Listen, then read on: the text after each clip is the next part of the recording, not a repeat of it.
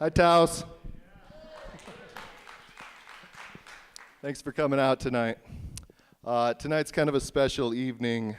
We did this 3 months ago. We did a Misfits, Malcontents, and Mystics show to great review, if I do say so myself. And that was a benefit for the Paseo. Tonight is a benefit for Golden Willow Retreat Center. I didn't know what Golden Willow Retreat Center was when I moved to Taos, and there was this article in the paper every week, and it was written by this goofy guy who I thought was calling himself Golden Willow. And I said, who's this hippie, you know? And there's a place in El Prado, I don't know if you've seen it, Golden Willow something, and I thought that was it, and I thought, okay, there's some kind of new age place, and I don't really need to be too involved with it. Eventually, as will happen in life, crises struck. I had a good friend at the time, Dorothy Forbes, and I said, what do I do, Dorothy? And she told me what most people will tell you when you're going through a crisis. She said, you got to go see Ted. Okay, cool. So I went and saw Ted. And then I found out who Golden Willow really was and what Golden Willow really was. And what it is it's a place for healing. It's got a profound impact on a lot of people's lives. Taoseños' lives, people from all over the country come to Golden Willow to heal. And I think that one of the misconceptions has been that it's only for people who aren't from here. But in fact, Golden Willow has been steadily doing a lot of work right here in Taos for a long time, including grief group, conferences, on and on like that. I'm going to let Ted come up here and tell you a little bit more about what exactly it is.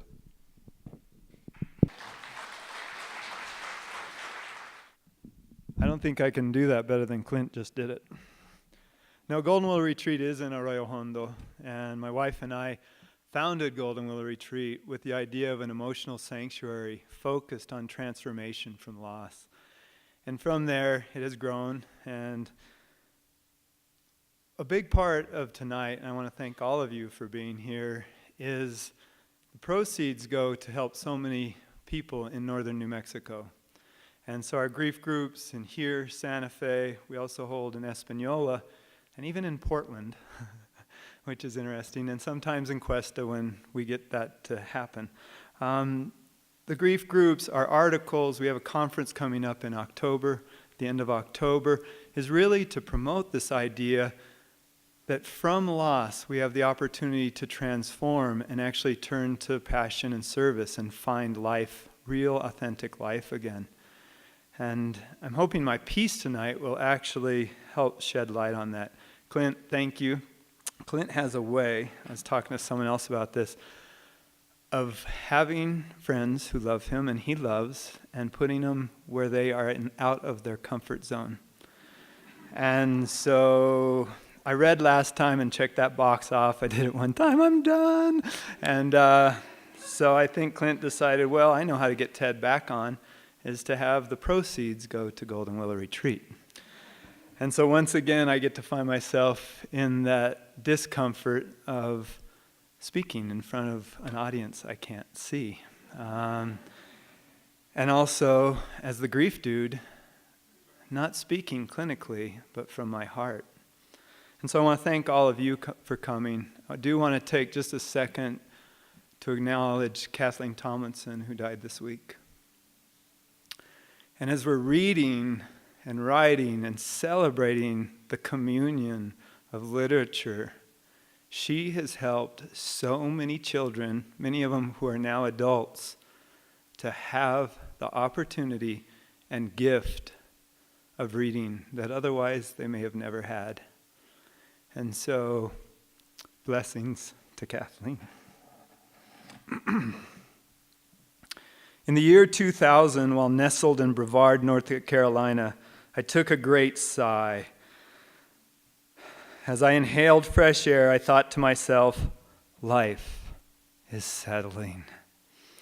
My soul had reintegrated, and I could feel a faint beat of my heart like a divine whisper, letting me know I could make another step on this earth and live authentically. It had been 4 years since my daughters Carrie and Amy had died, along with my mother-in-law Rachel, which was a culmination of the years before with my wife Leslie's death from cancer and my brother's death in an Alaskan fishing accident. I could feel my decimated soul returning, and life was rebirthing, riding a parallel plane of the forever longing and sadness of my beloved family who had moved through the mysterious veil of the unknown. In the midst of my reflection process, I began to exhale.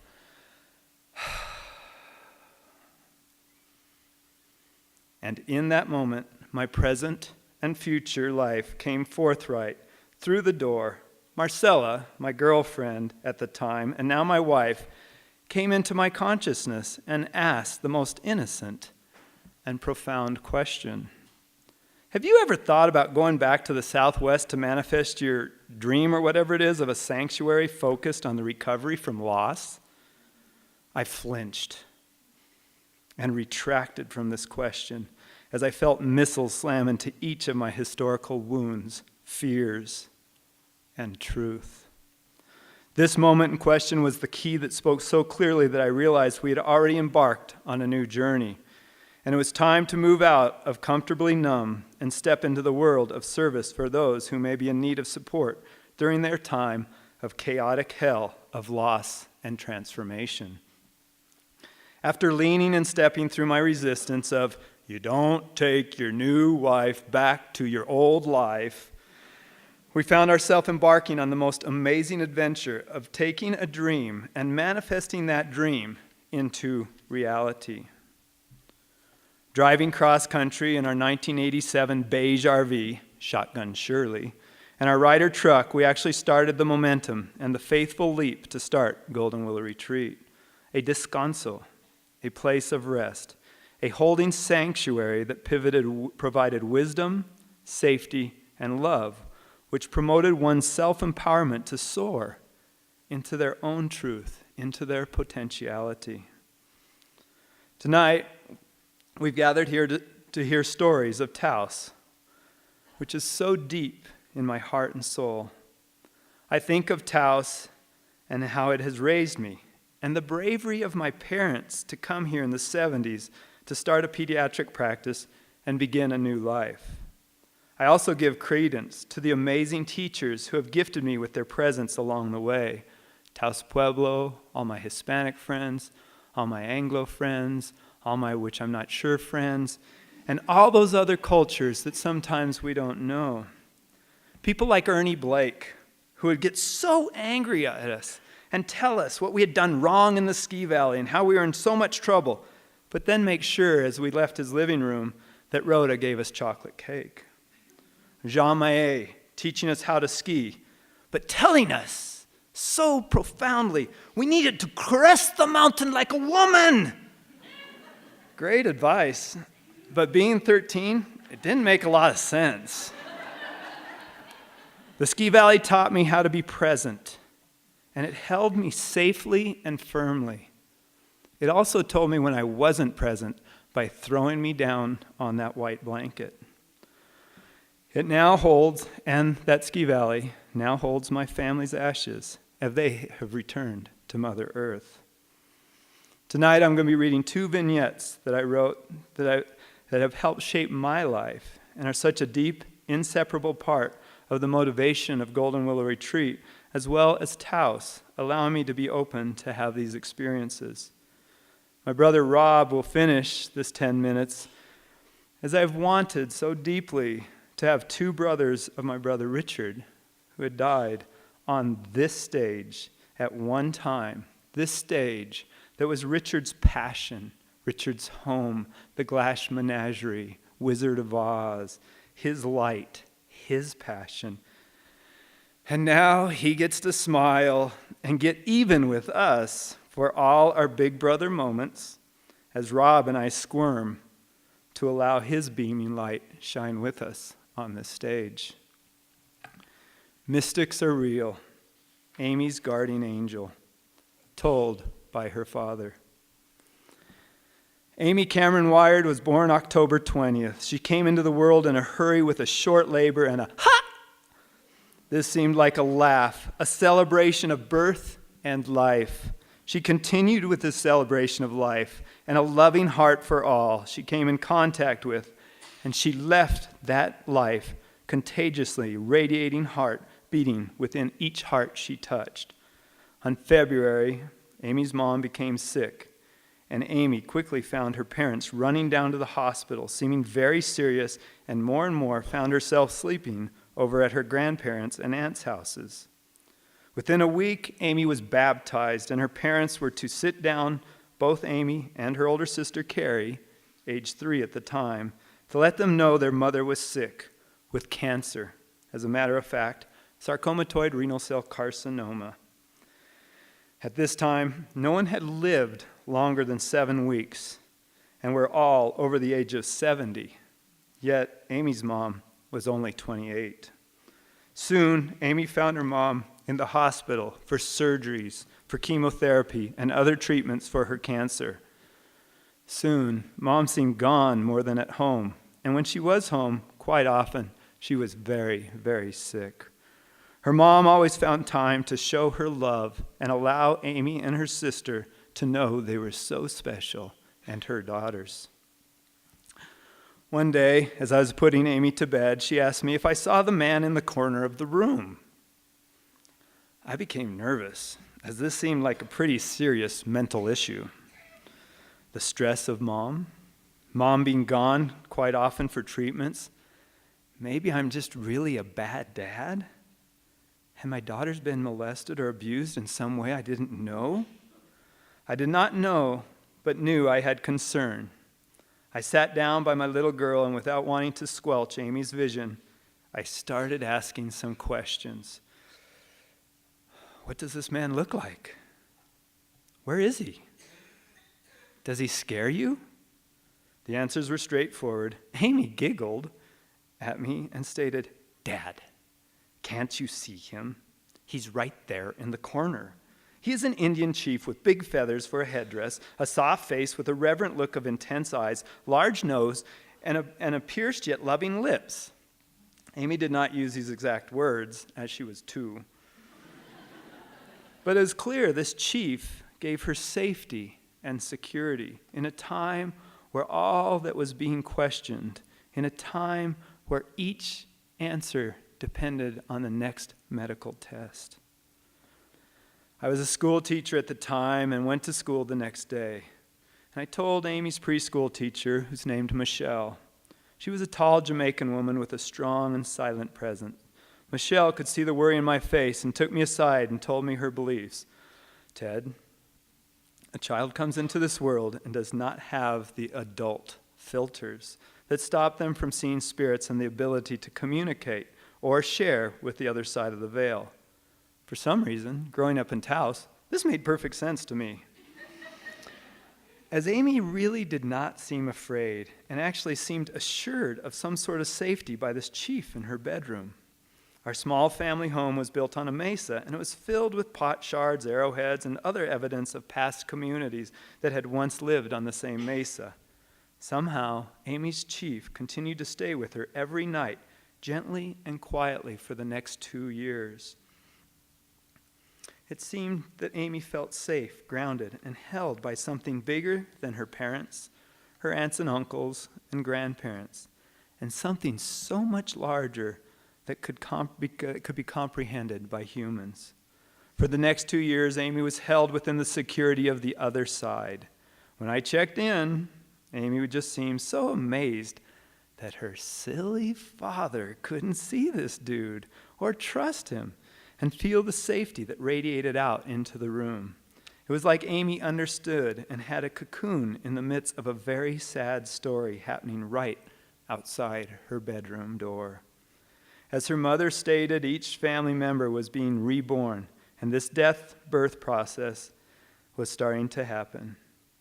And as this day, the birth entered our house, and death captured her mom's last breath. Soon, after Amy's mom had died and the funeral and ceremonies were over, the house had become a home once again with a large void of a missing mom and a missing wife.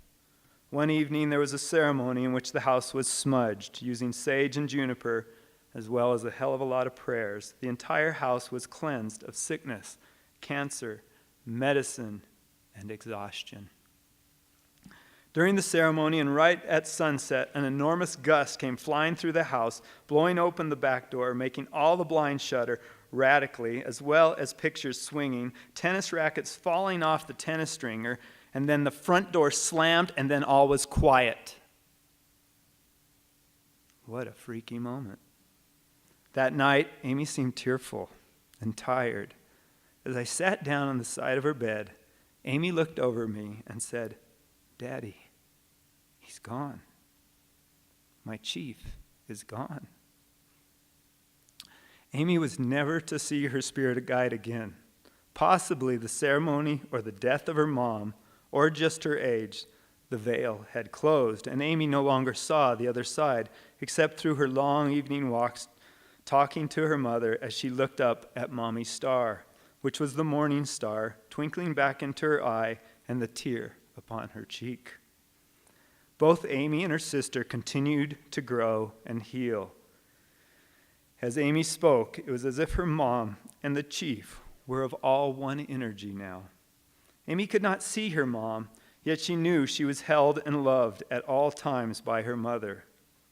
I missed the chief, as he had been my daughter's blankie, and now he was gone, just like Mom. Amy seemed secure, even if I did not. I never forget Amy's teachings, and I often feel the holding of the chief, the holding of Amy, Carrie, Leslie, and Richard, giving me enough bravery to live, laugh, celebrate, and grieve. In other words, truly, authentically be with my present life. Thanks, Amy, for sharing your guide with me and so many others through the life of Golden Willow Retreat. The next piece I'm going to read, you think this isn't a story about Taos. It's a story about Golden Willow Retreat. It actually takes place in Alaska. But through this story and through others like this is what I hope we get to emulate through Golden Willow so people are held safely. The Cove, Alaska. The story starts with Rob and I, my brother, who's actually just flown in, leaving Homer. We've just arrived in Sildovia, and now we're going back out into the waters. We pulled out of Sildovia Harbor to hit the large waters once again. From here, Rob and I had our destiny set before us. We were pulling out of the harbor that Richard had pulled out of for the very last time. We were leaving the land that Richard last walked. As we hit the seas, there was a certain eerie feeling. Was Richard beckoning us home? Were we headed to our last destiny? Would we ever walk the earth again? Or were we headed into the mouth of hell to find Richard in heaven? Rob and I were serious and quiet, almost at point, hyper-vigilant, as the two veils seemed to be sliced with each cut on the front of the boat, somehow breaking the barrier between the dead and the living. We left the harbor with me looking back, wondering, had Richard looked the same way? Did he know this was his last voyage? I thought back to our last conversation in which he would have been here in this harbor. "Ted, I love you. Now, no matter what is to happen, go pass your professional tennis exam and don't forget to have fun." His voice echoed through my ears and heart, causing a deeper thud in place my heart had not felt in a long time, the pump of love and the bolting smash of death. A tear rolled down my cheek as if I was just now saying goodbye to Richard. It was now time to have ceremony, and two brothers were now in a divine appointment to honor their brother while celebrating and remembering brotherhood. The small waves crashed and lapped upon the deck of the boat. I remember thinking how much Rob must love this as well as Richard. Me personally, a speedboat, and getting there quicker was my first impulse. But the travel of slowly working our way closer to where Richard had died was the slow travel of the voyager, the travel that is earned, and the hope is bounty, the bounty of self and nature. We saw the bears on the shore, and the beauty was everywhere. After 4 hours of eternity, the engines decreased and the boat slowed. We had come to the cove where we would honor Richard and see what gifts were before us. It was getting dark now. The steep lands that held the cove hovered over us, while the waters bravely reflected nature back to nature. We dropped anchor, had a small meal, and enjoyed the stars in the night, knowing the next day held something that we did not need to know what that something was at this time. We laughed as we peed off the side of the boat, and the phosphorescence came to light, making the waters become a galaxy of stars of its own. It reminded me of being in Nags Head, North Carolina, with Carrie and Amy, in which we kicked the sands, and the phosphorescent sands would come to life. They had called them magic fairy sands. I knew at some point I would leave some of their ashes at Nags Head, and I knew the girls were with me in this moment. They were guiding me to start taking care of my history and be on the journey of living. I brushed this thought away and continued to splash the water, making galaxy after galaxy after galaxy. We slept that night on the protected cove to awaken early with the sunrise. We lowered the small rowboat over the side of the fishing vessel and headed for shore. Bald eagles were everywhere.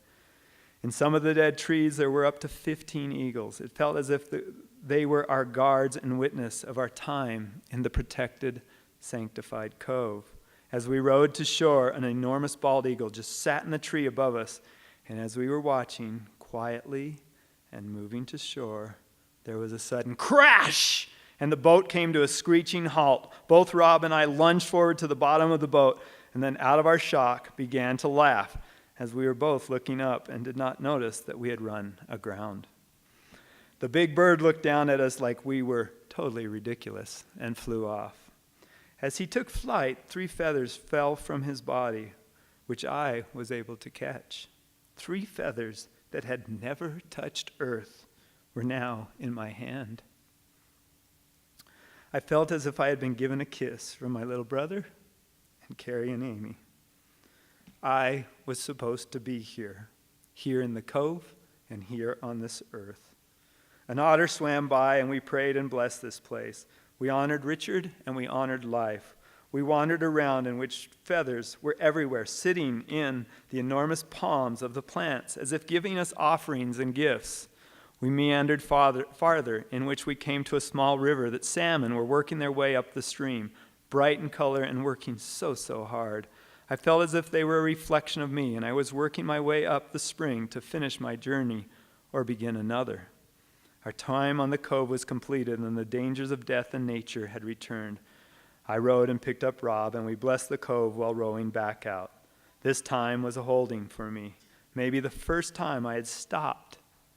I wasn't going 100 miles an hour towards nothing. I was connected, and in that moment, even though the healing and ceremony for Richard and the past, and there was also the revitalization of my heart, was for me through the sanctuary of the cove.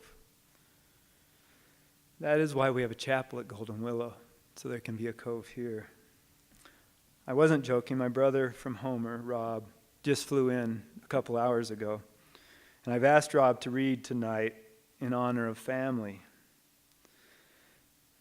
But before he steps out, in honor of Richard, I want to read our texts when I asked him. Only a honky and Taos could have written these texts. Hey, Puto, will you do a 2-minute reading for me at the TCA essay? Okay. Cabron, I forgot I don't know how to read. Fake it, pinche. I think I'll make up a story and act like I'm reading something about Talpa and the brujas chasing little honkies around and turning them into burros and now run around in the arroyos. Don't get turned into a burro before I get there, essay. And now it's time for Rob.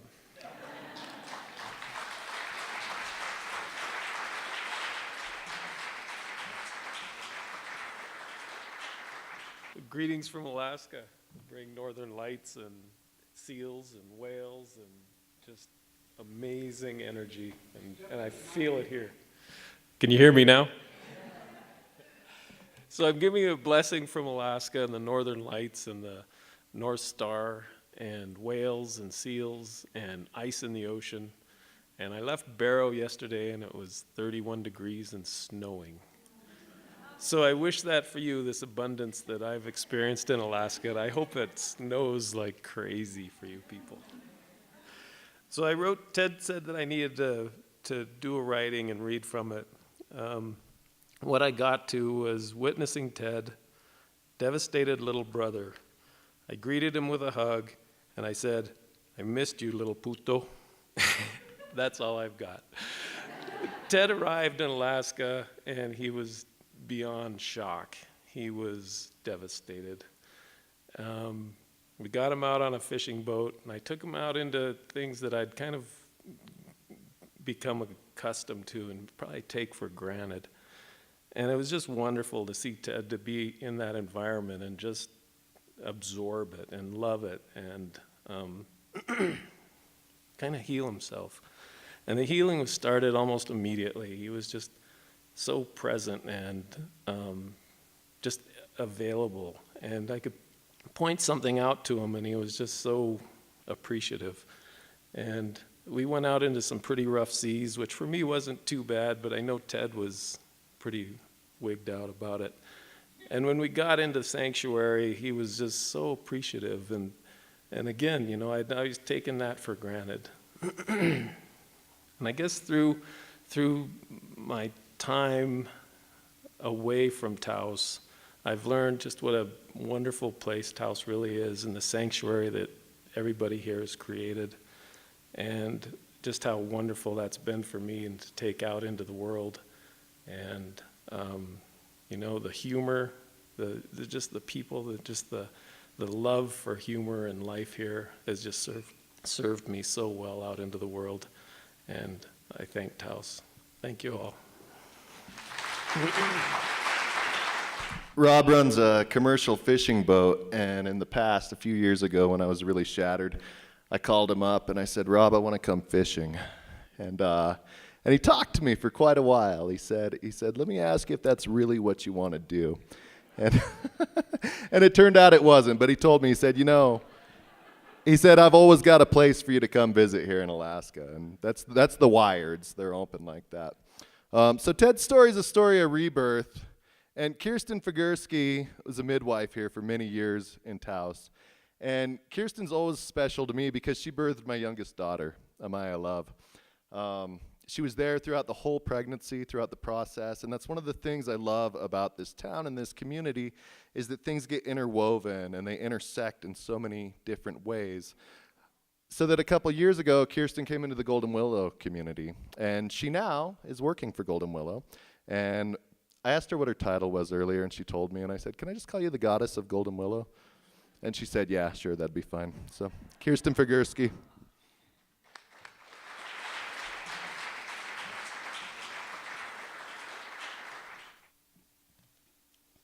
I'm really glad I can't see you guys. There's a little bit of loving coercion going on that I'm up here. So I have to tell you, I'm really quite extremely nervous to be standing up here. And I'm also glad it's not a speech because I don't think I'd remember anything. So. We love you. Thanks. That helps.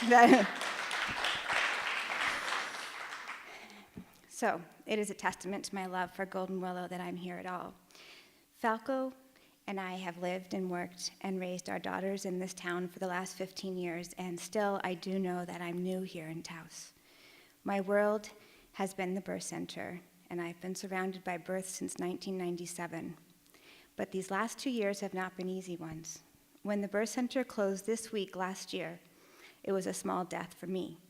I felt an incredible loss, a personal loss, and it has all been very painful. And now I'm learning and working about the death world with Ted and everyone who comes through Golden Willow. These worlds are so similar.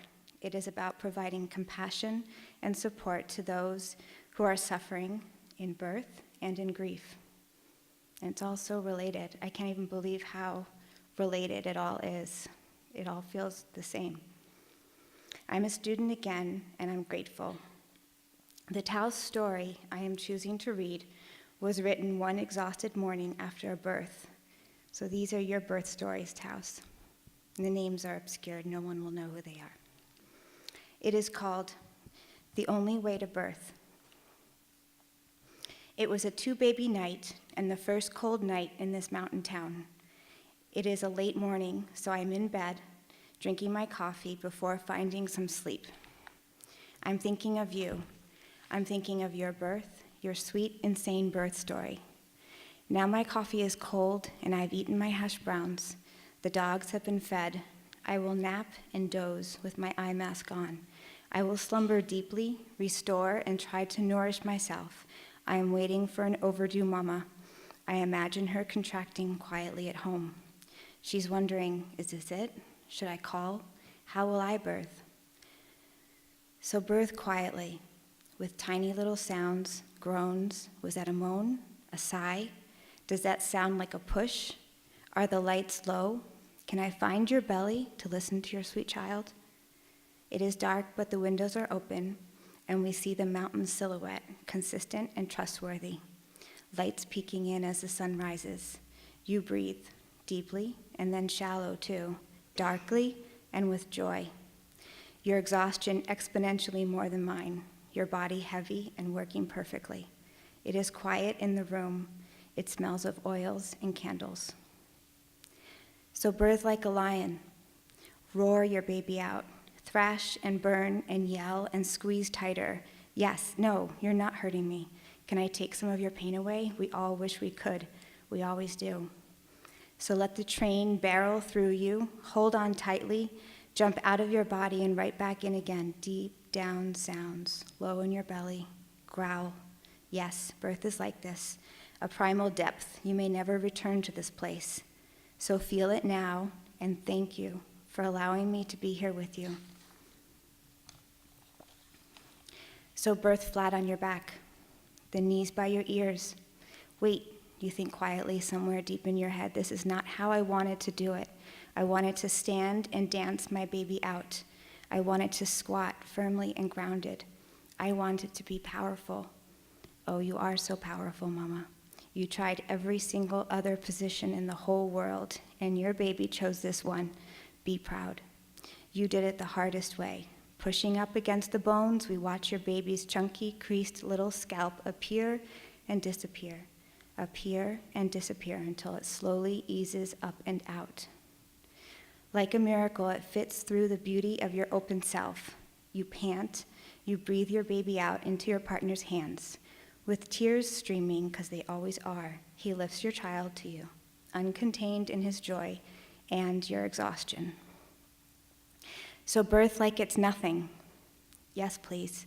Walk in and say your contractions started last night, but you slept through them all.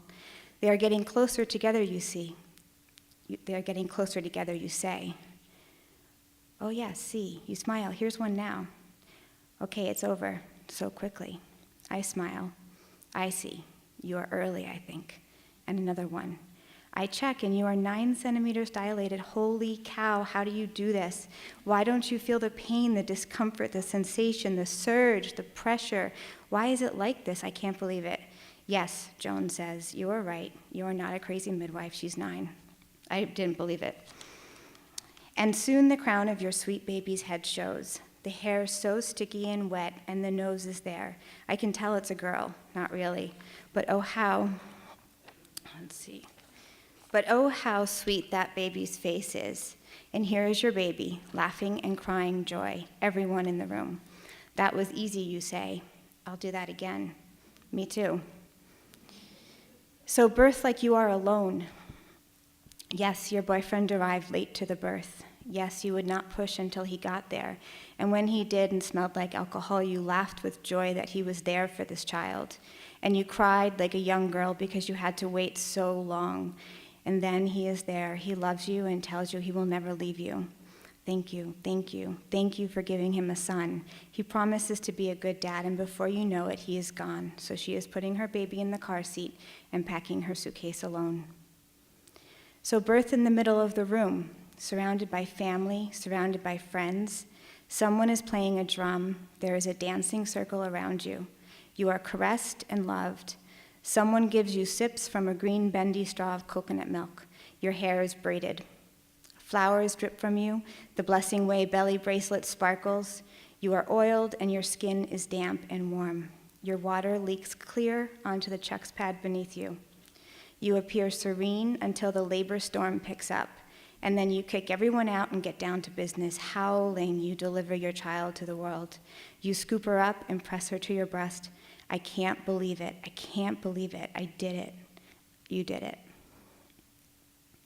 So birth in the operating room. You worked so hard. You pushed as the sun came up. You pushed in a squat. You pushed so lightly, and then you grew braver and even more courageous than yourself. You pushed into that pain, through the fear, through your very inside self. The midwives talked with you. The doctors came. They encouraged you to push harder. God damn it, I am pushing. Don't tell me to push harder. Finally, the whispered voices came and the suggestion for a C-section. You birthed your baby in the most challenging way possible, through labor, through pushing, and through surgery. What profound admiration I have for you. So birth in the water. Oh, you wanted a water birth. You dreamt of it. You told your mother-in-law that you were going to the birth center and you would give birth in the water. But honey, she said, won't the baby drown? Won't you? You dreamt of the water, the waves rolling to the shore, the sound, the sand, that soft kind, the kind that holds your feet in all the right places. You dream of the warmth, the salty fluid. When you arrive, the midwife suggests the tub. Oh yes, you think the tub. You strip down. Unaware of your nudity, you step in, moving between contractions in that ebb and flow of the tides. Stopping, moving, waiting, breathing, stopping, moving, waiting, breathing, and easing yourself in the warmth. But it's wet, you cry. No, this is all wrong. Get me out. I'm too hot. We gather the towels to dry you off, but sooner than you can stand, the baby arrives. We scoop the baby up and onto your beautiful breasts and place the warm blankets on you both. It is steamy and quiet. Your rosy cheeks and your damp hair are the baby's first glance. So birth as you are. Birth your baby. Do it your way. It's the only way. Thank you.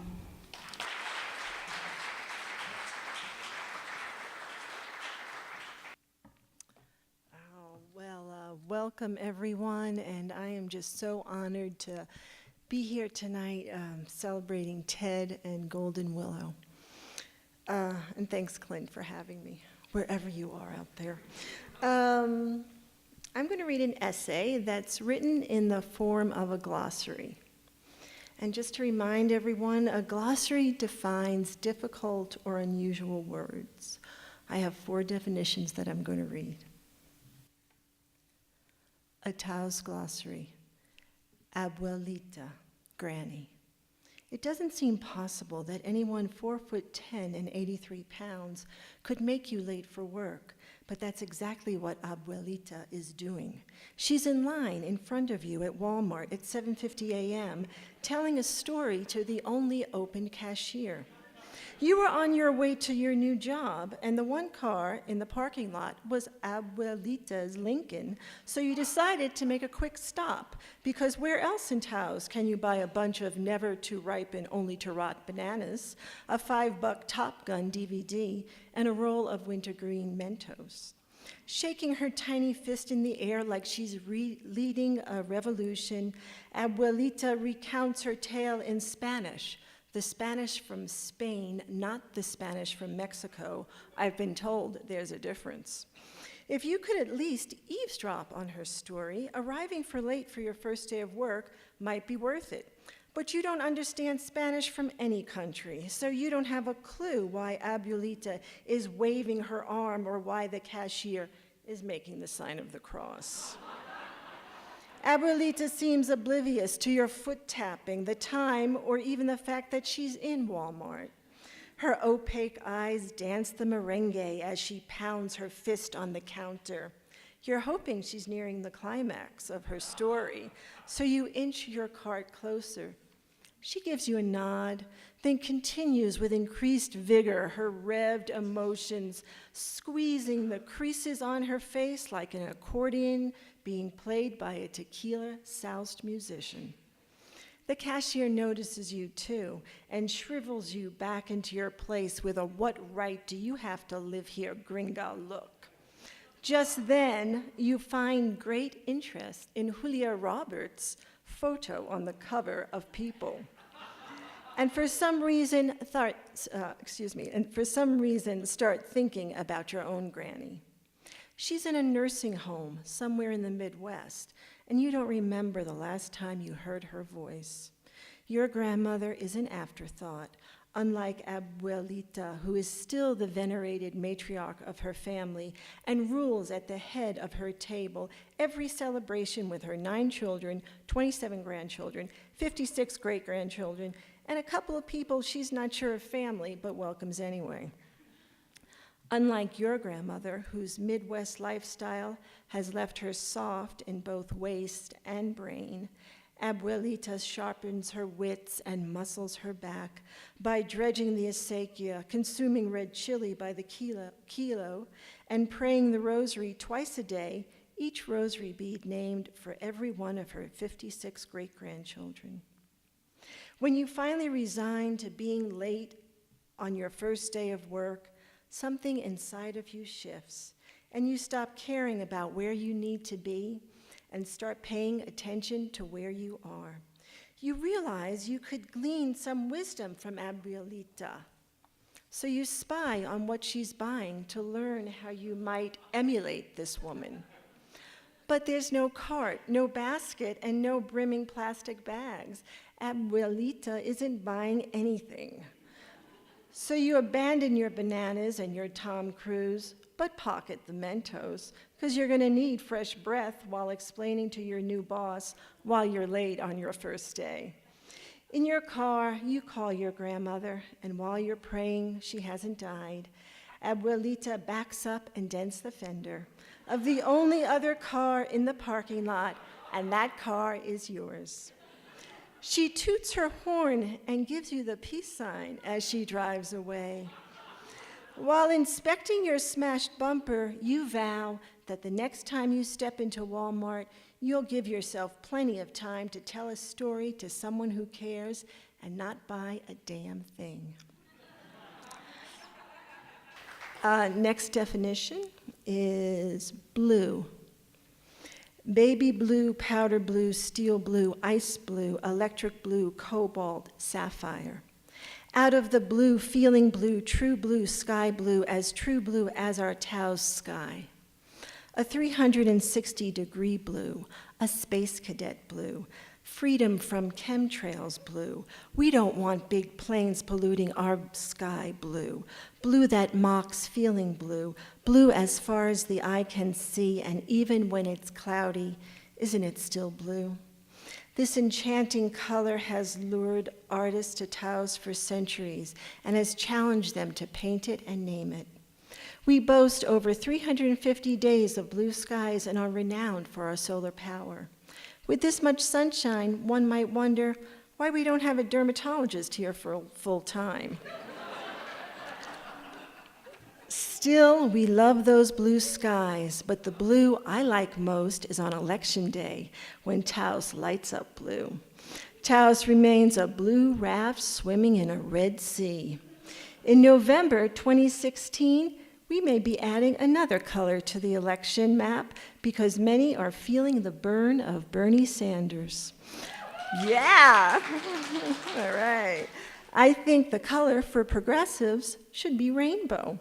And if this progressive Democrat wins the election, maybe there'll be a pot of gold at the end of a rainbow stretching across our blue sky. Next, powder. Oh, hold on.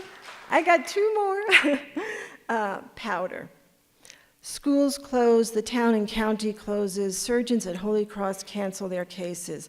Forget about doing any business today because it's fluffy, white, and accumulating. Load your fat skis and snowboards into your SUV because Patty Mac has made it official. It's a powder day. But you're new to Taos and don't understand how 3 inches in the valley can translate into 10 inches on the mountain. And though you've listened to a 15-minute list of all the closings, you're still delusional about the sort of place Taos is. So you show up at your lawyer's office to finalize your bankruptcy, and bold letters and a bright sign reads, "Gone skiing." It's as if the vehicles have been programmed and a microchip has been planted in our brains so that after 6 inches of snow and against our better judgment, we drive at neck-breaking speeds on the only stretch of road that's gotten plowed to be the first in line on chair 1. This white stuff has some miraculous powers too, because teenagers who struggle every day to get up for school are somehow fully dressed in multiple layers of electric blues and oranges and are ready to go as soon as the snow day is announced. Snow Day. It's a bona fide surprise Taos holiday. Before children can read or understand, let's say, the significance of Martin Luther King Jr. Day, they all know about snow days. I'm not exactly sure who decides it's a snow day, but I imagine it's something like Groundhog Day. A school official steps outside, sticks their finger into the snow to see if it reaches their first knuckle, and then either goes back to sleep or dresses because he's going skiing too. I know, you all know what I'm talking about, right? Some people in our community believe it's a civic duty to ski on powder days. Start praying for powder. Winter is on its way. Okay? Oh, thank you. Thank you. Last one is willow. Mammoth trees with spindly branches and sharp silver leaves that drape over your car's windshield and dapple sunlight on your face as you drive Upper Ranchitos Road. Weeping willows grace our high desert town. Their bark produces a milky sap, which was the precursor to a synthetic pain reliever first made by Bayer called aspirin. These deep-rooted trees can survive drought, and if you happen to have one of these trees growing near your septic system, you know they can wreak havoc, getting into some deep crap. There's another type of willow that gets into deep crack, has roots and relieves pain, and that's Ted Wired and Golden Willow. So many of our children have ridden shotgun in Ted's Toyota truck while over-caffeinating and spilling their guts as Ted helps them sift through what it's like being a kid in Taos.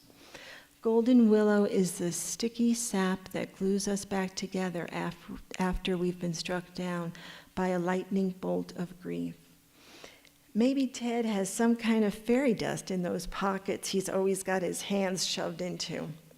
He's a Taos treasure who makes sense of the senseless. How is this man, who's had to chew such a big hunk of life, still able to beam a smile that roots you back into the present? Ted's the present. Thank you.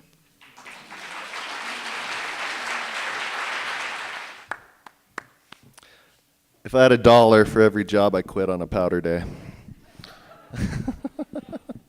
So Taos, this place that we live, it's special to me because it's the first place that I've ever truly called home. It's the first time that I've felt a sense of place, which can be quite a profound thing if you've never had that. And what I feel like is that within Taos, I found another home, another family within Golden Willow. Once Golden Willow came into my life and Ted embraced me within the folds, it was like kind of like coming home to your family and to your community. And that's just such a profound and special thing. I don't know if there's actually words for it, but that's the kind of thing that's happening out there. I just want to say how big that is. I don't know Gabriella, but Ted told me that she should be here, and so she's here.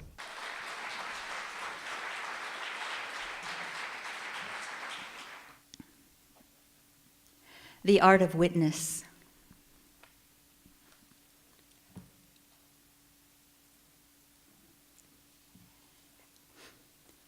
I am witness to a grief, and before that, to a desolation, and before that to a garden, and to the life that runs through them all, however unbelievable.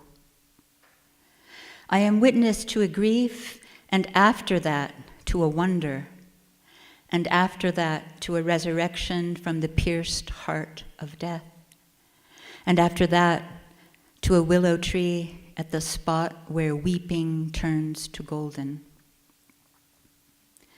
The story is Ted's, of the 5 losses that were the stations of descent, the last one that removed the floor of the world, which was the ceiling of hell, a rupture in the fabric, which is gauze.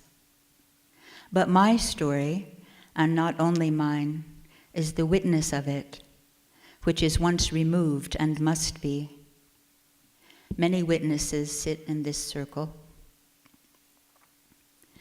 There is an art to witnessing a terrible, sacred grief without conscripting it to one's own parallel journey of vicarious and resonant grief. And though my friend's story has names and dates, and my story apprenticed to that one, the art I trained in there is the same everywhere. So I want to tell that story as only a shape, where the names of all our suffering beloveds can be written in. To witness a grief is a grief of its own. It is not the same grief. It is the grief of standing beside, of holding the other grief, even if it cannot be held.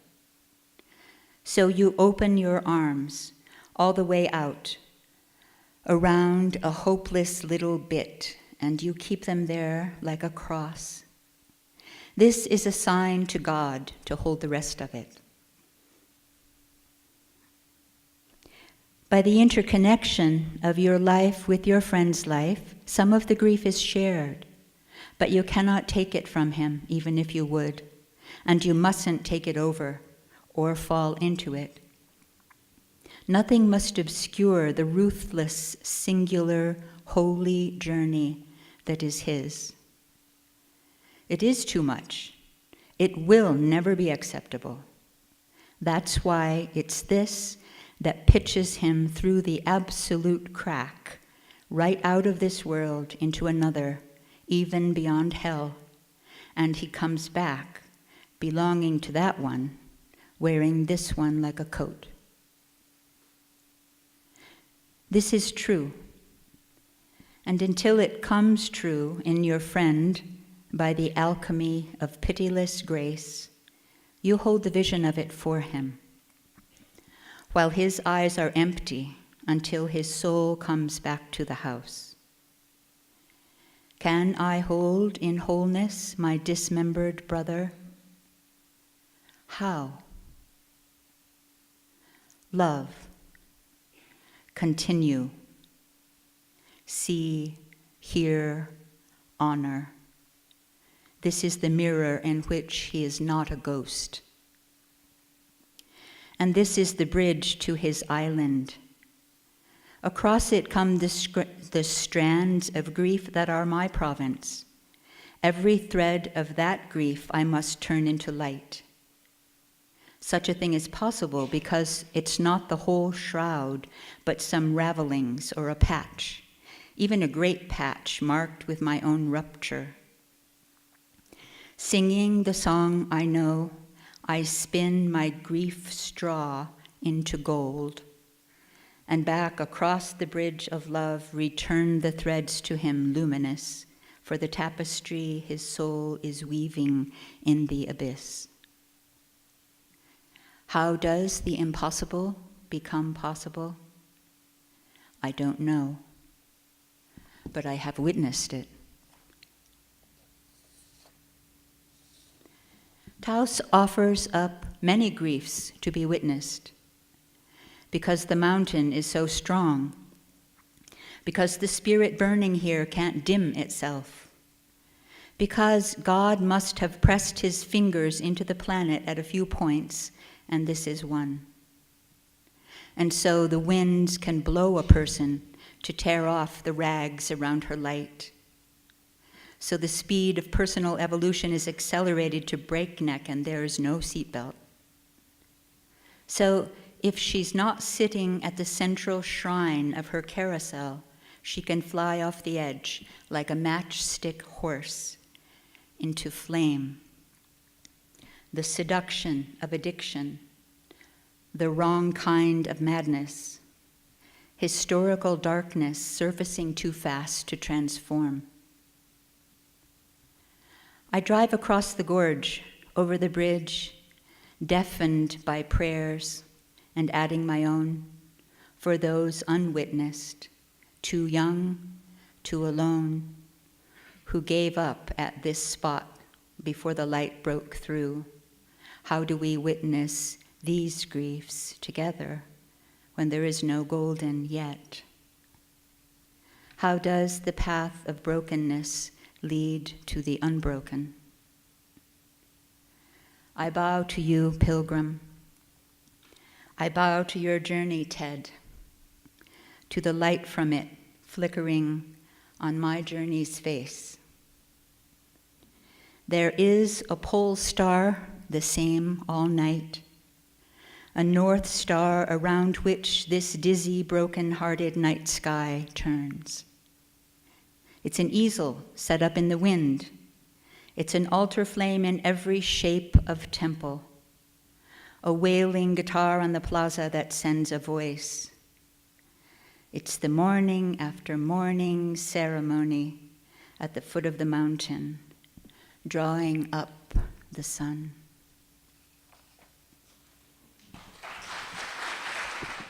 Jenny Bird's a dear friend. She's been in Taos for a lot of years. She's going to take us out into intermission with a song. While you're out there, I really hope that you'll stop by and you'll visit the Golden Willow table out there. It'll be Barb Wired or Rob Wired or Ted Wired or Kirsten, and just kind of check it out, see what it's about, get some information, and just talk to us. That's what I would say. Thanks. Howdy, friends.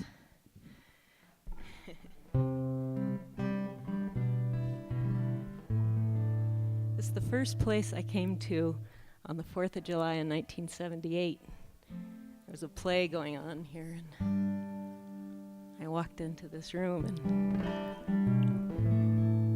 I love whenever I get to come back up here. It's great.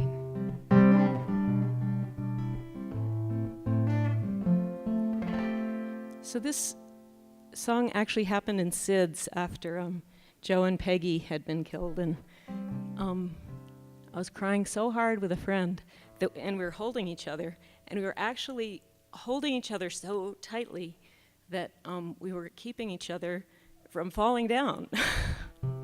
And by the time I got home, the song was done.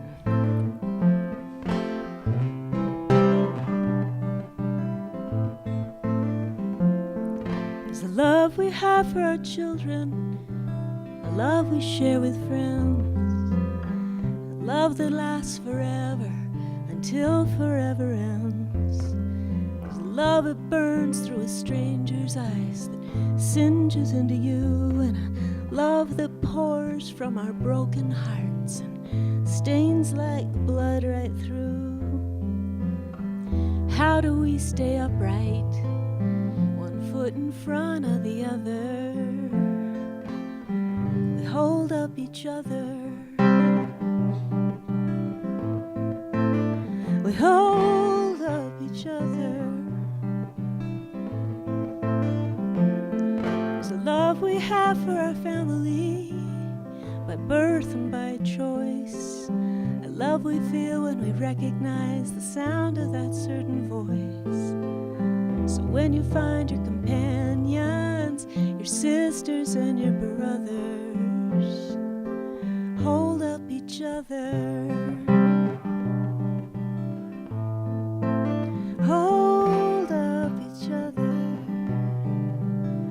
We hold up under pressure, we hold up under stress, we hold on to our composure when we're really a mess. Then we start to drift apart, unraveling. Do we find that hope inside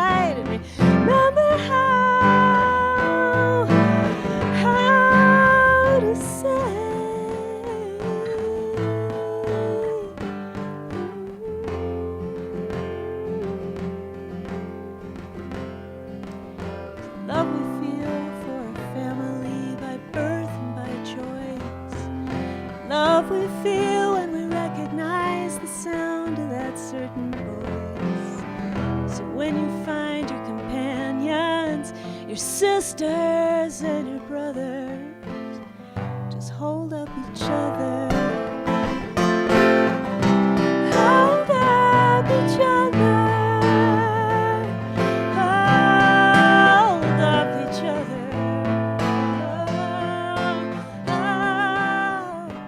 Hold up each other. Hold up each other. Thank you.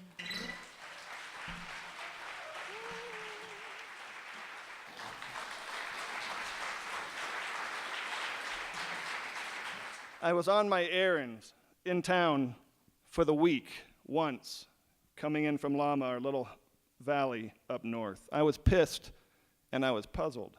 Dozens of cars snaked in lines from the pump, waiting their turn. Taos is never like this. We leave other places to get away from those lines.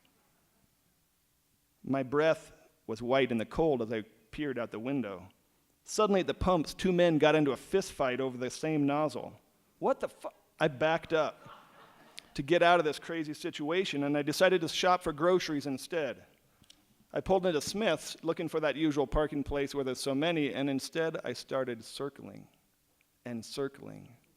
There was not a place left. There were even those illegal parks that you do up front. Every single space was full. I parked about a half a block away. I entered the store, and immediately I knew something was wrong. Every register had lines 40 to 60 carts deep. They were snaking around the back of the store and running into each other. Every shopper's cart was stacked and stacked. Produce, frozen meat, piles of cans. People had stuff holding in their arms. What is going on? No gas, man. The checker responded, smiling grimly. We got no heat. Our fridges are shot. The trucks didn't come. We're closing early. Taos is out of natural gas. How many of you remember that? Yeah, all right. The shortage lasted for 4 days. Trucks fleets from Texas, which Taos counts on for natural gas, failed to arrive, chose other places of need, right during the coldest winter in Taos memory. Thousands of homes were without their primary heat. Temperatures plunged. So what did we do? We plugged in the next electric outlet. Space heaters, 24/7. Suddenly, Kit Carson is going, what the hell?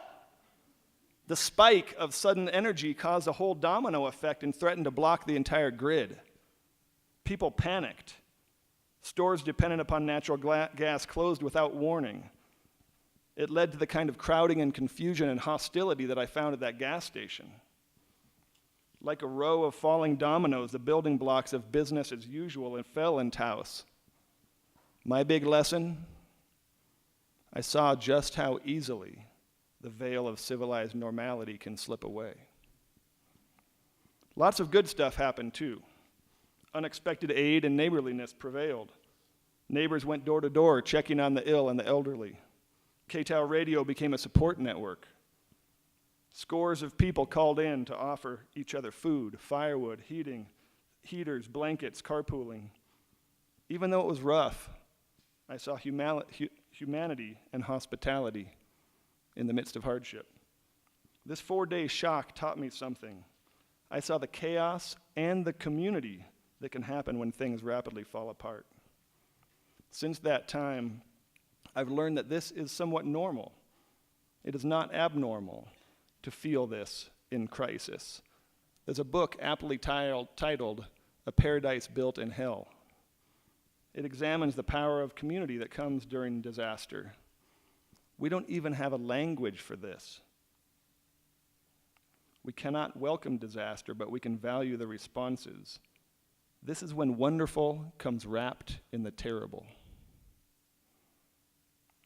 Folks, we live in a time when our very planet is falling apart. I think the wonderful is going to be wrapped in the terrible. A lot of us in Taos know this in our bones. In a short period of time, our tenuous human civilization is probably not going to be much like it is now. Now, I didn't come to bum you out tonight. I came to turn you on to inspire you. I came tonight to hang out with some misfits and malcontents and mystics. I identify a lot with all three.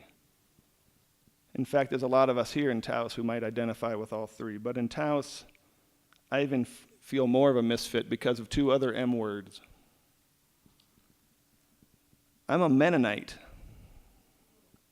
And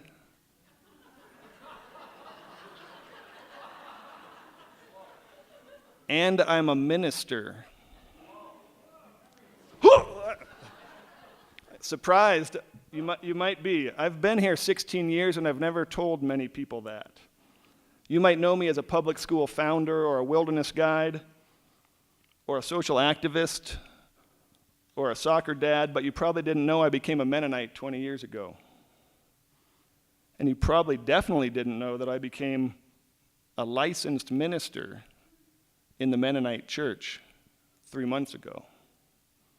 Don't worry, I'm not going to try to convert you. What I really am trying to do is convert Christianity to earth-honoring practices. I'm trying to make modern Christianity look less like George Bush and more like St. Francis. My title is Minister for Watershed Discipleship. That's right, I'm a fucking minister for watershed discipleship. So now you ask, what the hell is watershed discipleship? It's a provocative term for me because it blends science and religion. It blends data and mysticism. It blends ancient and modern. And I'm pretty sure I'm the only Mennonite minister for watershed discipleship in the whole world. This kind of paradigm that's both earth-honoring and personally transformative and data-driven is what Christians need to be part of, what we all need to be part of if we expect to be any kind of significant part of healing for the world and for our species. It's a movement that's being worked out, this thing called watershed discipleship. It's in many regions of our country. Me and a few friends are trying to do that in Taos. The term has three meanings that I just want to go over quickly. For me, there's like a triple entendre. In this watershed moment, we can either be sleeping or awake. In this watershed moment of history, we need to either be in active creative defiance of culture or disciples and zombies of culture. Second, watershed discipleship means to be disciples within our watersheds. Wendell Berry talks about we can't save nature, but we sure can save a lot of places. Individual places rooted down, places that have boundaries. The question is not how to care for the planet, but how to care for millions of little teeny natural neighborhoods. There's a Senegalese environmentalist named Baba Dioum who said, "We will not save a place we do not love. We cannot love a place we do not know. To love a place, we must know it." That's that last part that I love. To love a place, we must know it.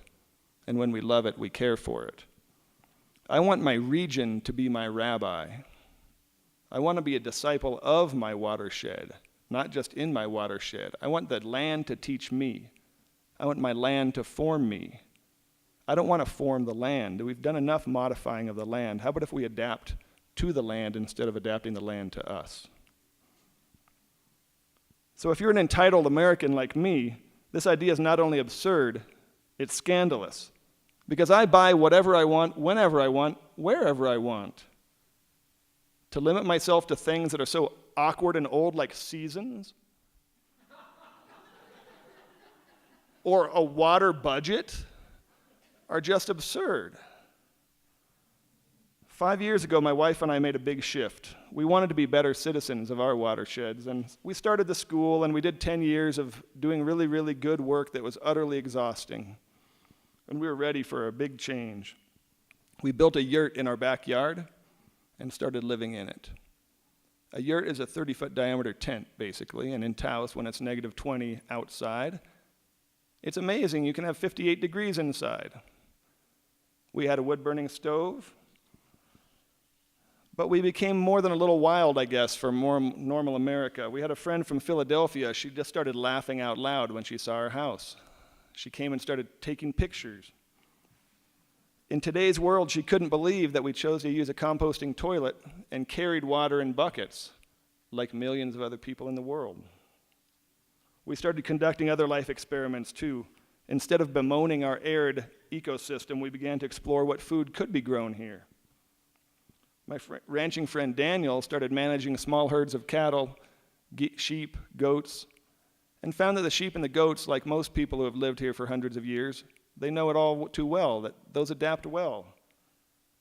Goats and sheep we keep because they provide milk, cheese, yogurt, eat weeds, etc. We also tried a 5-year experiment with yaks. We found that yaks are a little more trouble per pound than they're worth.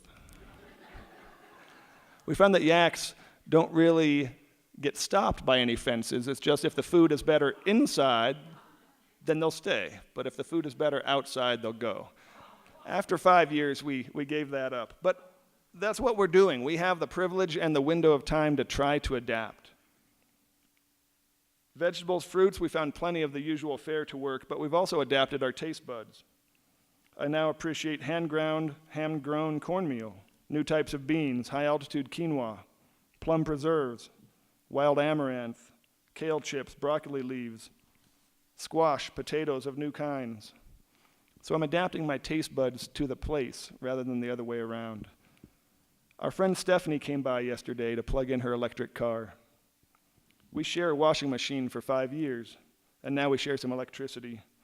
When she arrives, I drag her 220-volt electrical extension cord through the house. We chat. This time she's updating me about her latest findings. She'd discovered a farm in our neck of the woods up in southern Colorado that sells flour from wheat they'd grown and ground. I told her about the barley that I'd grown this winter to see if we could provide food for our own goats instead of importing so much hay from farther away. Like a lot of my friends in Taos, Stephanie's intelligent, passionate, creative, and totally suspicious of organized religion. She left institutional Christianity a long time ago. It has been far more hurtful than helpful to her. But she does like the way my wife and I practice watershed discipleship. She's part of a loosely affiliated group that we're calling TILT, T-I-L-T, the Taos Initiative for Life Together. Some of us label ourselves as Christian, but others don't, and we're not really caring at all. It's not about what you believe, as in orthodoxy. It's about what you practice, as in orthopraxy. We'd like to rewild the good life in America, starting with our own. We're inconsistent and distracted with all types of things, but sometimes we find ourselves growing food together, raising goats together, educating kids together, wandering the mountains together, resisting empire together. We run camps, and we start schools, and we lead treks, and we build greenhouses, and we mentor apprentices, and we manage nonprofits, and we conspire to change our lives, journeying and dreaming of a replaced watershed way. In case you're daunted by our example, I suggest you don't be, because we're pretenders. We've cultivated a slightly parallel existence, but don't be fooled, we're still completely in bed with dominant culture. My family has a laptop per person, a Prius, a cappuccino maker, cell phones, and a voracious appetite for Netflix. We dabble with homesteading in the high desert, but we're still enmeshed in the economy of empire and deeply conforming to the system. And this, my friends, is where being a Mennonite misfit minister comes in. Because I need forgiveness. I'm addicted to petroleum and consumption. My flesh is weak. My spirit is strong, and yet I fail time and time again. And you might be a petroleum addict too. Me, I follow a God of mercy who ever invites us to come back home. If I didn't, I honestly might kill myself. Because I need mercy, and I think you might. Like the poet Rumi says, come, come whoever you are. Wanderer, worshiper, lover of leaving, it doesn't matter. Ours is not a caravan of despair. Come, even if you have broken your vow 1,000 times, come again. Thank you. Genevieve Oswald, I love Genevieve, and I love her because she's known me through a few different incarnations. She's known me in several different ways, and she's known me in my depths, and she's known me at my heights. And I've known her also in both of those with her. And it just makes for this really tight bond. And then we share the bond of yoga. Genevieve is co-owner of Sri Yoga, and she's also she was raised here in Taos. Genevieve Oswald.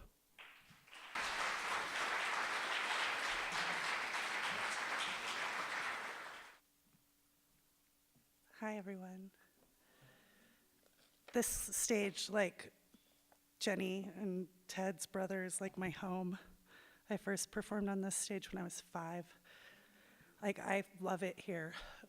And I don't feel bad that I can't see you, because I saw you all already. I was sitting in the back. It's really an honor to share this stage with all the people who've read tonight. Thank you, Ted.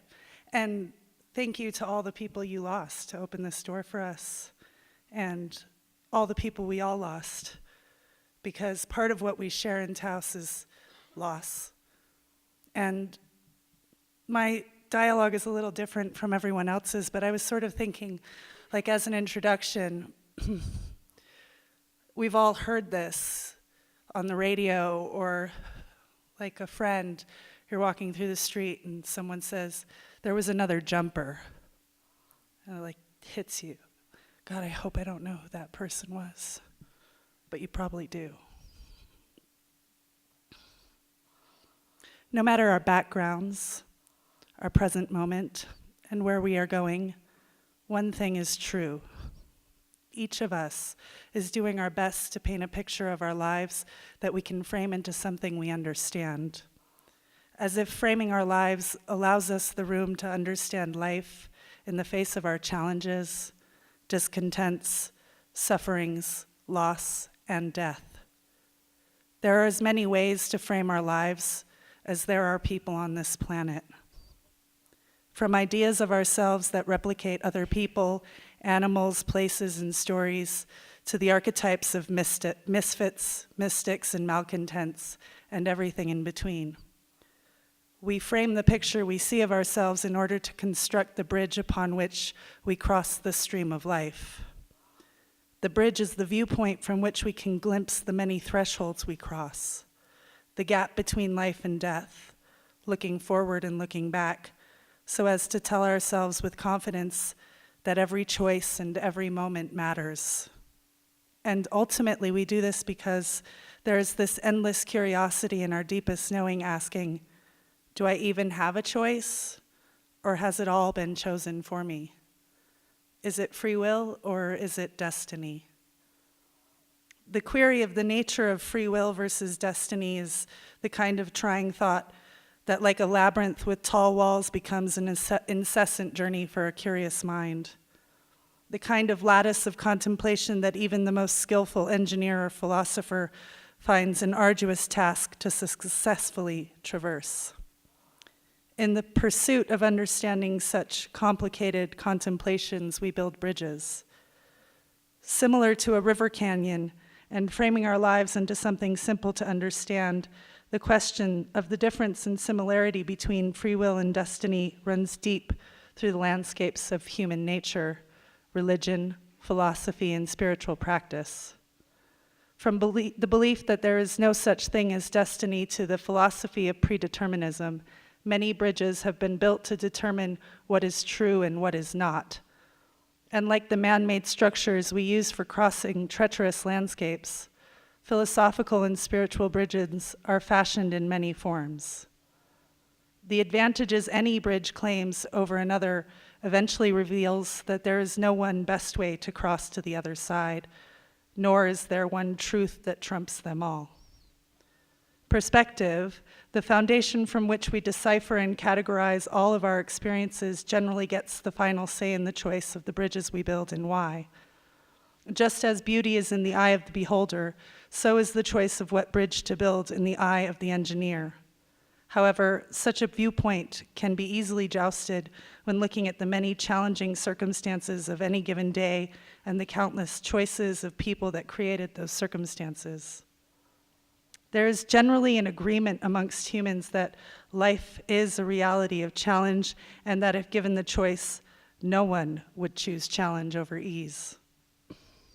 From the view of the mystic and the yogi, the stance is taken that life is a series of lives, and all life is a dance between dharma and karma, between choice and destiny.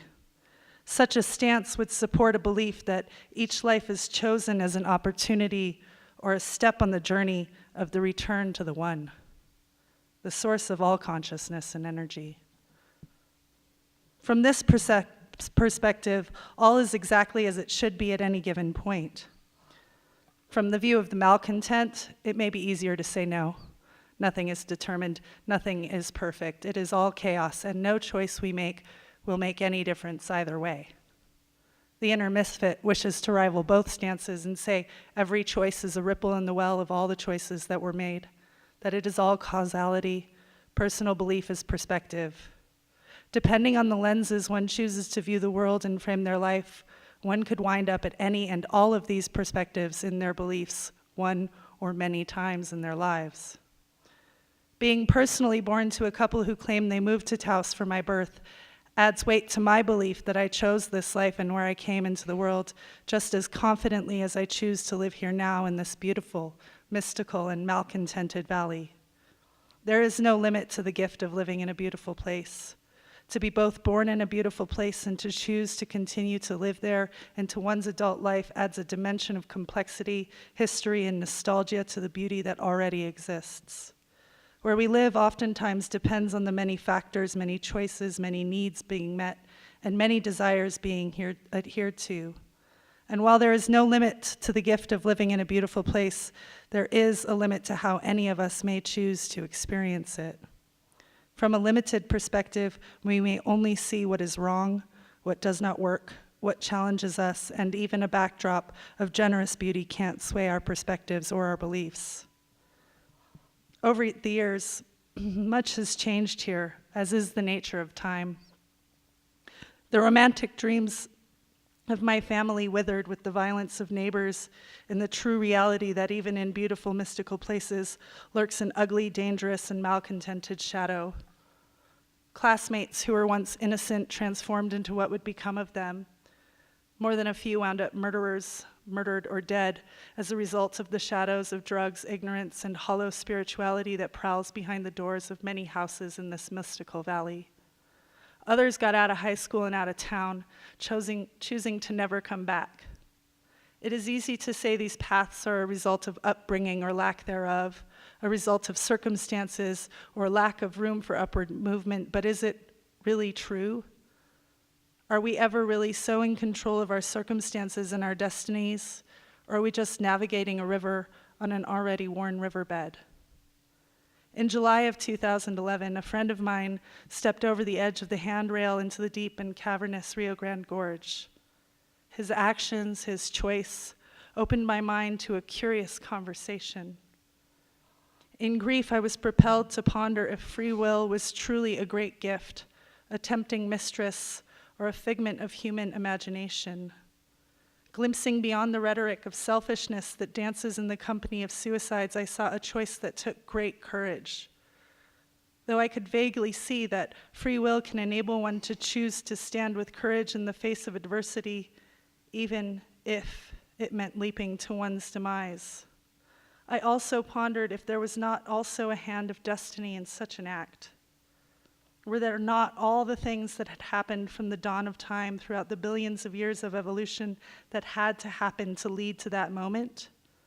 Who was to say that ending one's own life in such a way was not destiny?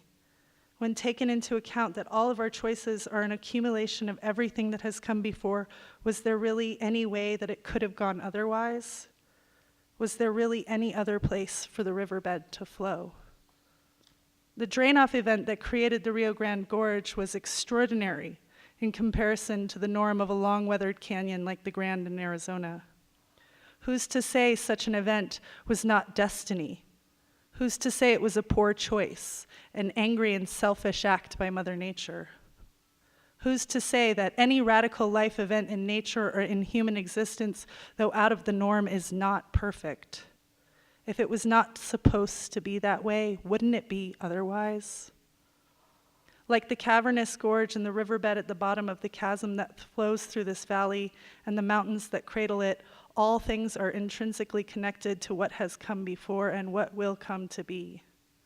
As for my friend, he loved rave culture and the drugs that went with it.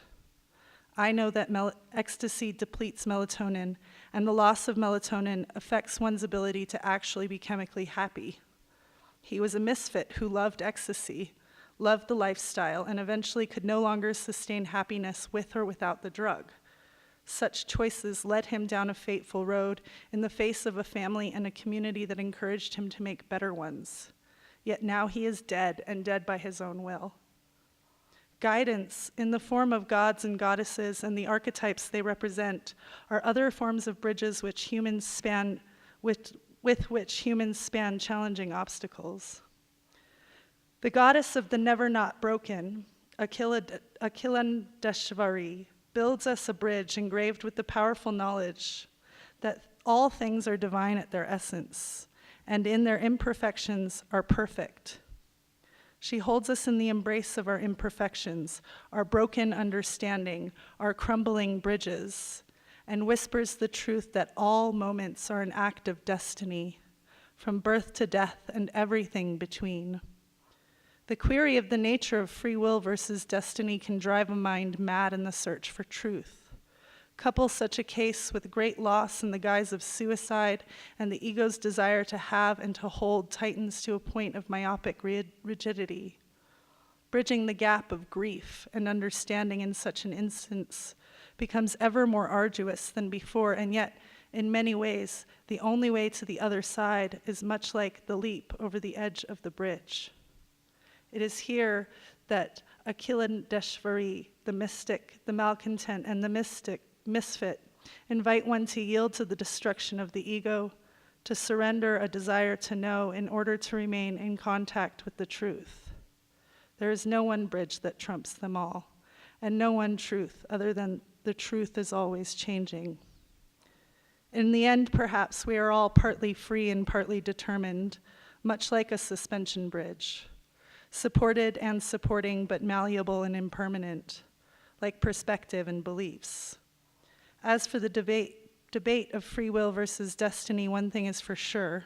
It is a portal into deeper conversation, a bridge that takes each of us beyond the surface and the mundane moments of mindlessness and malcontent, and into the realms of the mystic and mindful, the spirit and the path that leads to the knowing that everything at this moment is completely perfect and divine just as it is. And in the context of how I frame my life, to me, it is no coincidence that the Gorge Bridge at its deepest point sits 800 feet above the surface of the riverbed and thousands of feet below the peaks of the mountains. Like most suspension bridges, it makes a backdrop for glorious photographs and is a portal for those wishing to depart from this enchanted world. The landscape itself is a great metaphor for life. There is a place between the peaks and the divots, between the celebrations of great highs and the sorrow of suffering at the bottom of abysmal falls. This place is home. This place is the bridge where the veils between the worlds are lifted. We cross over and the gap closes. The bridge is the place where mystics, mischievous misfits, and misanthropic malcontents muse and muster the magic that manifests into miracles and the mundane. The bridge is where I paint the picture I hope to someday frame. Thank you. Goddess of the never not broken. I love that. Do you ever have this experience where you meet somebody who's new to town and you just kind of look at them and you think, they're not going to make it. Sure enough, they don't. What's even more fun is when you meet somebody and they get here and they arrive and you're like, oh yeah, they belong. That was exactly the experience that I had when I met Brett Will Taylor. Brett Will Taylor.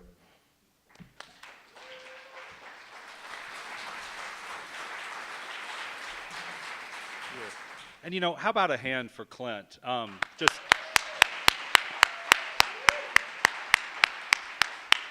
I don't know if it's because he has 3 names like I do or because sometimes he calls me Daddy, but he's just a great, great guy.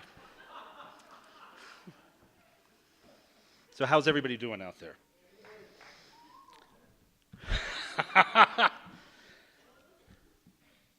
I do not know how to relate to myself. Those are the first words I typed my first night in Taos. It had been a long drive and an even longer journey. 7.5 years to be exact. 7.5 years of experiencing what Carl Jung calls the dark night of the soul, and Joseph Campbell, the hero's journey. That's hero with a little h, not a big one. 7.5 years of tumbling down the rabbit hole of my life to the dark places where my shadow guarded both my illusions and my truth. It all started one April afternoon in 2006 when Raven rose up from the floor of my oh-so-fabulous Type A Boston brownstone. He brushed my face with his wings, said, "It's time," and disappeared into the ceiling. This was not a normal occurrence at my house, by the way. 6 weeks later, my great-grandmother, Lily, the one who died in 1956, showed up at a dinner. "You're a shaman," she said, before also disappearing. Having no clue who or what a shaman was, I called out, "But I thought I was a Democrat." In the years that have followed, I've met a handful of Mayan gods, one very chatty Mandarin one, which is kind of funny because I don't speak Mandarin. A New York wizard invited me to Costa Rica to spend 2 weeks with Mama Ayahuasca. And throughout, I've learned the wisdom of not only Raven, but also Jaguar, Black Panther, and Coyote. I have lost everything I would have bet anyone I could never stand to lose. The life I built in Boston, 2/3 of my income, my marriage, my stepfather, my father, and my mind. "You're going to die," death told me on more than one occasion. And I did, over and over and over again, for 7.5 years, each time more terrifying than the time before, until there was no more life in me to die, until I came to Taos. I arrived here on December 1st, 2013. Yes, I know that makes me a Taos baby, possibly a preemie. One of those Mayan gods had told me to come here, and by that time in my journey, I was too strung out, wrung out, and burned out to ask why. I had shed all my old tricks, all my old tools, all my old beliefs. There was nothing left, nothing but those words. I do not know how to relate to myself. When I typed them that night, I looked up and out the window at this marvelous land. "Let me show you how," it said. And it has. Taos has helped me find my way back from that darkest night by offering new possibilities for relating. For starters, Taos gave me a new perspective. I hadn't been here long until I met a shop owner. She was ringing up my purchase and out of nowhere said, "Some days at the end of the day, I just walk outside and look at that mountain. And I think people have been living here for 1,000 years. People just like me. They've had good days, they've had bad days, and life has gone on. Until it hasn't. But that mountain has never moved." She had a point. When you go through what I've been through, or you experience something as life-changing as falling in love, or as devastating as watching a loved one die, it's easy to think it's all about you. But it's not. You, I, we're just blips on the universe's iPad screen. 152,000 of us will die before this midnight's chime. The footsteps of our memories fading, fading, fading, until at last they and we are gone. I find a lot of comfort in that truth. It also helps quiet my inner martyr. Taos has also taught me to change how I relate to others. I used to be that guy who walked into a room and wanted to be the center of every party, every conversation. "Look at me," I'd scream out. "No, please, look, accept, approve me." Then I came to Taos and took one look at those mountains and thought, "Oh, Mary, please, get over yourself." I mean, what with their sunset headdresses and aspen gowns, our mountains are like the Cher of the natural world.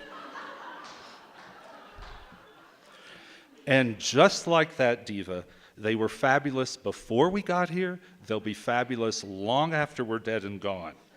Ain't no way you can top that. Just ask Lady Gaga. Or Madonna. Poor Madonna. But I digress. Taos has also taught me how to listen to someone other than myself.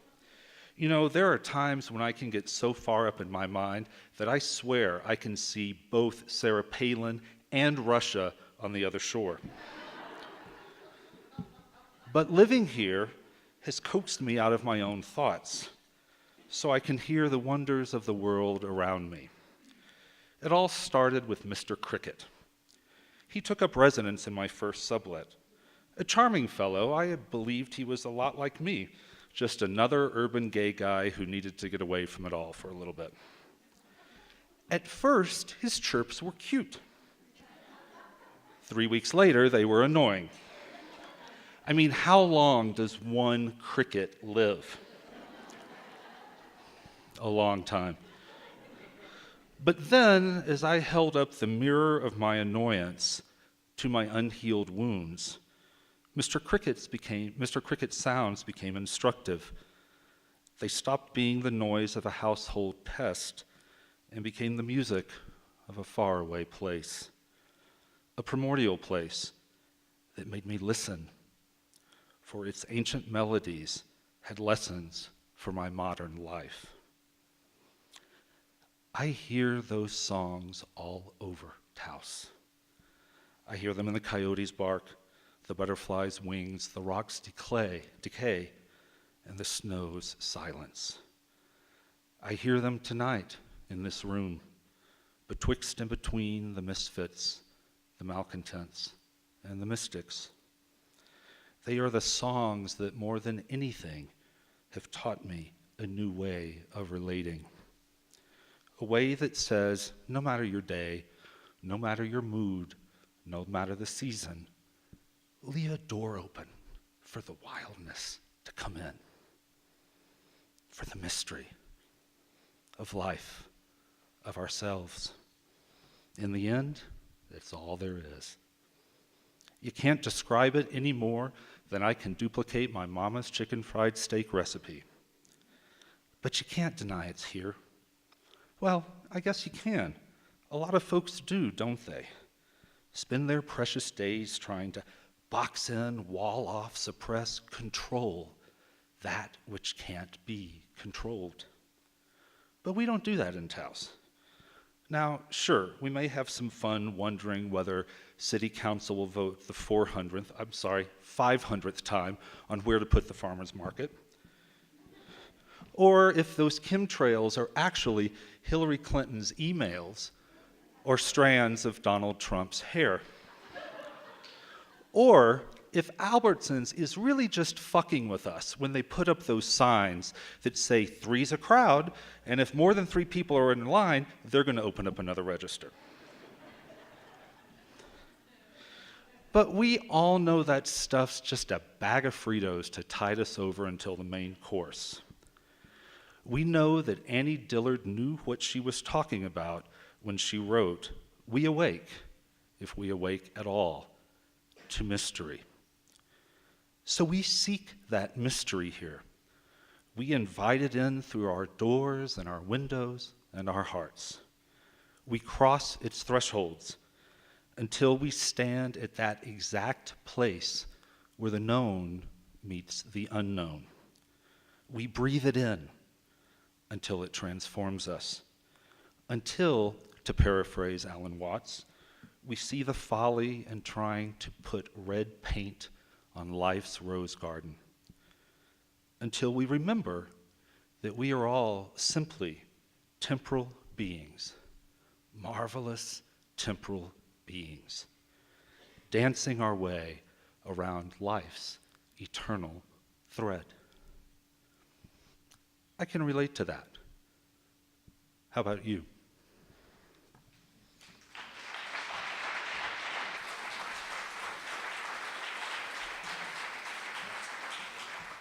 Okay, so my story is about Talpa, and I feel Talpa kind of gets a bad rap. That people kind of look down on Talpa. And one time I was in a bar, and there was these two guys, and they're talking about Ranchos and Talpa, and the one goes, "Ranchos is where all the drunks and bums live, and Talpa is where all the drunks and bums who can't afford Ranchos live," and so. This is my story of Talpa. So, it looked like a normal bull penis to me, but I'm not an expert on bull penises. "He's no good," Alex said while looking at the penis hanging down. Alex Ortiz is the mayordomo for my neighborhood in Talpa. Mayordomo is Spanish for the man in charge. Alex is the man in charge of the irrigation of Talpa. What do you do with a bull with a broken penis?" I asked. "I will call Hector," Alex said, looking at his bull. "Who's Hector?" "Hector is a man who comes through Taos about once a month, and he buys all the bulls and cows that have broken legs or wounds that won't heal." "What does he do with a bunch of messed up cows?" I asked. "He sells them to a company that makes hamburgers for McDonald's." I bought an acre of land about 10 years ago. The acre came with water rights. I was told to go to the parking lot of the Talpa Community Center on Friday morning at 7 a.m. sharp. The guys there would tell me how to get irrigation. I was 30 years old, and irrigation didn't seem too important to me, so I casually showed up a little late. I saw 10 Hispanic men gathered around the driver's side door of a pickup truck. I approached the group and said good morning. The youngest guy of the group appeared to be about 70 years old. That was Alex, the mayordomo. I was a stranger to all of them. I was new to the neighborhood. Alex had a clipboard in his hand. He looked at me and said, "704, no water for you." I was caught off guard by the immediacy in his blunt delivery. I was just wondering how to get irrigation to the property I just bought," I asked. Alex repeated, 7:04, you must be here before 7. "Oh, okay," I said, "so I'll just come back next week?" And Alex shrugged his shoulders and said, "You can try." I left the parking lot, and I felt like the irrigation water was not going to be coming to my property anytime soon. I'd already started a small garden, and I had become determined to eat better. I decided to grow a salad a day. I was an arrogant young guy, and I assumed that since I was a human male, I would instinctually know how to grow a salad a day. Of course, I failed miserably, and I felt quite emasculated. I had been shopping at the farmer's market, and I told several farmers that I would work for free in order to learn how to grow vegetables. One of the farmers was a retired nuclear engineer who had become obsessed with growing vegetables. He had worked at Los Alamos, and the bureaucracy there had made him tough and cold. Nonsense or silliness of any kind sent him into an irritated rage. He told me that for him, farming was a 10,000-year-old excuse for not having to put up with all the fuckers in the world. In his field of carrots and beets, he was the boss. The only person he answered to was Mother Nature. I saw him as an angry Buddha. He was a philosopher with an attitude. He told me that the only person the king answers to is the farmer. I liked that thought, and I liked it a lot, and I found myself repeating it. I learned a lot from Mr. Reines, and 2 short years later, I was selling my surplus vegetables at the farmer's market. I still did not have irrigation coming to my house. I was catching rainwater and using a well that I had dug to water my oversized garden. It was around this time that I saw the Mayordomo at the hardware store. I reminded Alex who I was, and in the middle of some small talk, Alex told me that he was taking care of his brother's pig. He complained that the pig was eating a lot, and I told him that I had some extra summer squash I could give him. Alex was not terribly excited by this. I could tell that he thought I had a few pounds of squash and that this was a drop in the bucket for a hungry pig. A few hours later, with the help of my friend Liana, we loaded up 200 pounds of summer squash and went to Alex's house. Alex was shocked and confused. "Why do you have all this?" I told him that I was selling produce at the farmer's market and that I had underestimated the productive power of summer squash. Alex said he wanted to see my property, and a few minutes later, he followed me home. His 72-year-old legs walked around my half-acre garden. He had a big smile on his face. He told me that when he was a little kid, there were no grocery stores in Taos. He said that everyone in Telpa had a garden like this. Before he left, he told me what I had to do to get irrigation to my place, and he apologized for not helping me sooner. Alex told me there is a 1/4 mile of ditch that needs cleaned and trenched. It has not been taken care of in more than 20 years. He also told me to keep track of how many hours it takes me to clean it because there's 3 other property owners on that ditch, and they will have to pay me for the work I do before they can irrigate. I thought that was strange. If the property owners had not irrigated in 10 or 20 years, why would they want to irrigate now? It didn't make sense, but I told him I'd keep track of the time I spent cleaning the ditch. I spent 120 hours cleaning and restoring that ditch. I went to the first water meeting after the ditch was clean and ready for water. In line before me were all 3 of the property owners waiting to get irrigation. I couldn't believe it. They had seen me cleaning the ditch that ran through their properties. They had waved to me. They had asked me how it was going, but never offered to help. Alex told them that they had to pay me for the work I had done. I was a new kid on the block.